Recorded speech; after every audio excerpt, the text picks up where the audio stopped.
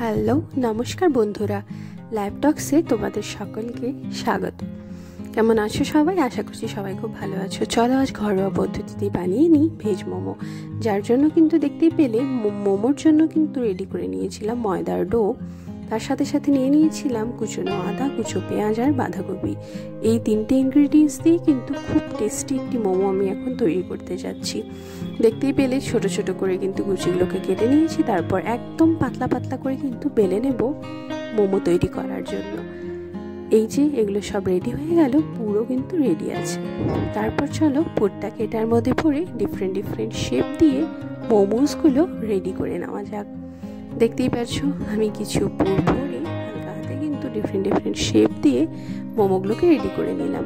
অত পাক্কা মোমো মেকার নই তো, যার জন্য শেপগুলো কিন্তু এরকম হচ্ছে। তোমরাও নিজের মনের মতো করে কিন্তু ডিফারেন্ট শেপ দিয়ে এইভাবেই রেডি করে নিতে পারো। আর মোমো স্টিমার না থাকলে কিন্তু একদম চিন্তা করতে হবে না। এই কড়াই আর এই ফুটো চালনিটা সাধারণত সবার বাড়িতেই থেকে থাকে। দেখতেই পাচ্ছ চালনিটার গায়ে একটু তেল লাগিয়ে দিতে হবে যাতে মোমোগুলো স্টিক না হয়ে যায়। আর ওই কড়াইয়ে গরম জল হয়ে যাবে, জলের ভাপে কিন্তু আমাদের এই মোমোটা স্টিমে রেডি হয়ে যাবে।